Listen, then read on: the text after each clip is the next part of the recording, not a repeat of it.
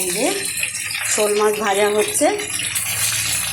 আমি আবার ফিরে আসলাম কিছুক্ষণ পরে শোল মাছের কালিয়া দেখানোর জন্য। দেখুন শোল মাছ আমি ভাজছি এবং বাদ বাকিটা ভাজা হয়ে গেছে, এই তুলে রেখেছি। আর আলু দিয়ে কালিয়া করব, তার মধ্যে আলু কম পড়েছে, তাই আবার প্রেসারে আলু বসানো হচ্ছে। শোল মাছ ভাজছি। হ্যাঁ তাই বন্ধ করে না একটু,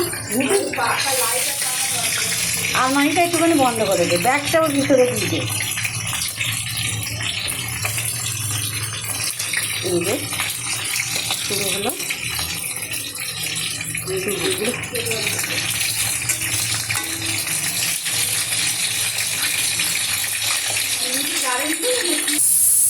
গোটা গরম মশলা দিয়ে দিলাম।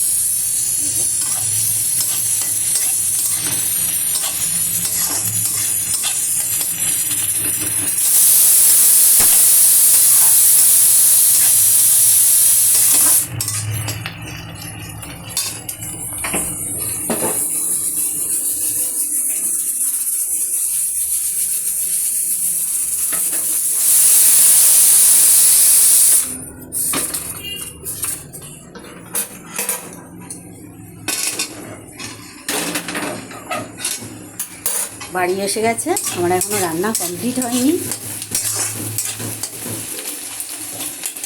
পেঁয়াজ ভাজা হচ্ছে,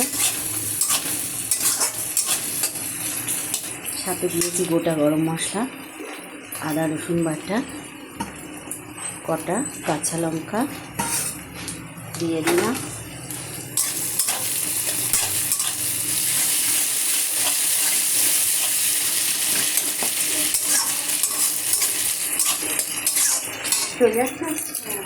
এসো বলি নাকি তোমার কাজ আছে? রান্নাটা করে দিই।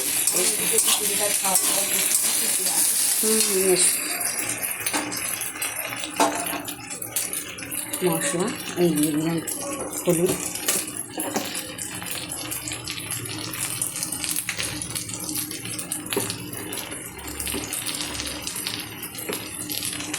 দিয়ে দিলাম লঙ্কার গুঁড়ো,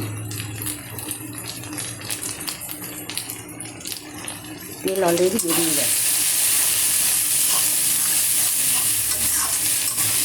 মশলাটা আমি করছি, দেখুন একটু লবণ দিয়ে দিই, একটু লবণ দিয়ে দিলাম, আর দিয়ে দিলাম কটা টমেটো টুকরো।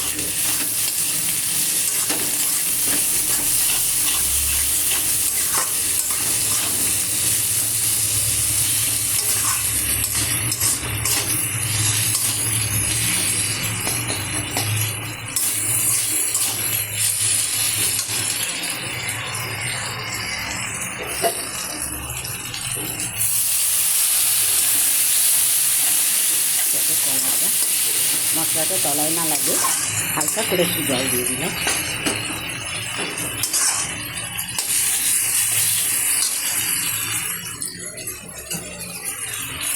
দিয়ে দিলাম কিছু আলু,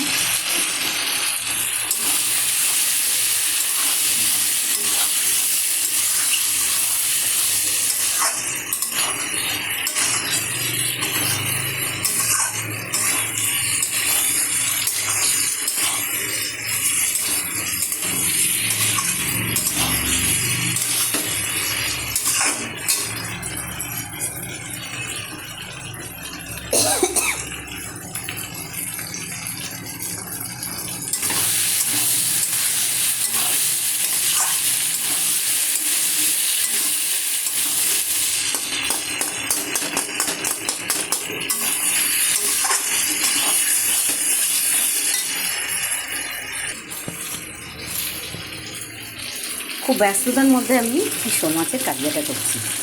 আমার কত অংশে বাড়ি এসে গেছে, কিন্তু আমার রান্না রেডি হয়নি।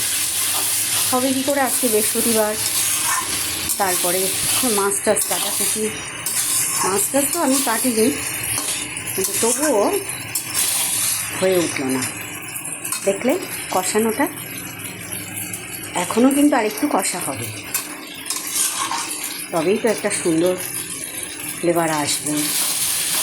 আর শোল মাছের কালিয়া খাচ্ছি মনে হবে। শোল মাছের কালিয়া কিন্তু খাসির মাংসতেও হারিয়ে দেয়। এখন আমি খাই না, কিন্তু আগে তো খেতাম, জানি।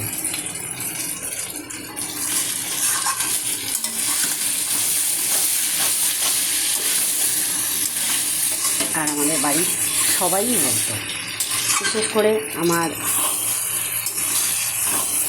বড় ছেলে, আমার ভাসুর, আমার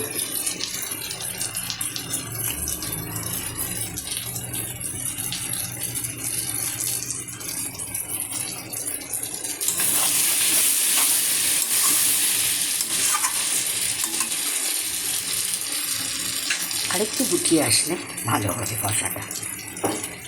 কষাটা যদি আরেকটু গুটিয়ে আসে, মানে মশলাটা, তাহলে মশলাটা যদি আরেকটু গুটিয়ে আসে তাহলে জল কাটা ভাবটা থাকবে না তরকারির মধ্যে।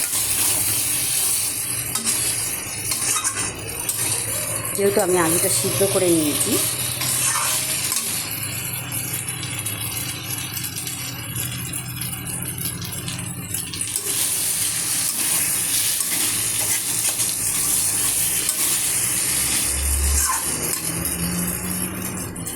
হয়ে গেছে। আর আমি দেখুন এই গরম জল দিচ্ছি, ফোটানো গরম জল।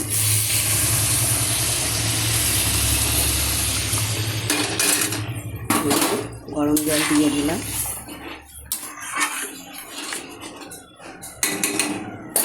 গরম জল দিয়ে দিলাম।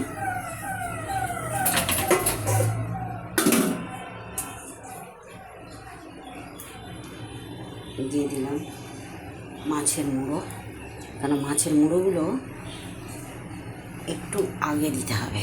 দিলাম, দেখুন হয়ে গেছে শোল মাছের কালিয়া। এই যে হয়ে গেছে, নামিয়ে নিয়ে দেখাই। এই কমপ্লিট হয়ে গেছে শোল মাছের কালিয়া। শুভ দুপুর। আপনারা সবাই দুপুরে আমাদের বাড়িতে আপনাদের সবার আমন্ত্রণ রইল। যারা যারা শোল মাছ খান তাদের আমন্ত্রণ রইল, আর না হলে অন্য অন্য মাছ আছে, আসুন। এখন রাখি, সাথে থাকবেন, ভালো থাকবেন। ফিরে আসবো পরের ভিডিও নিয়ে, ততক্ষণ সাথে থাকবেন।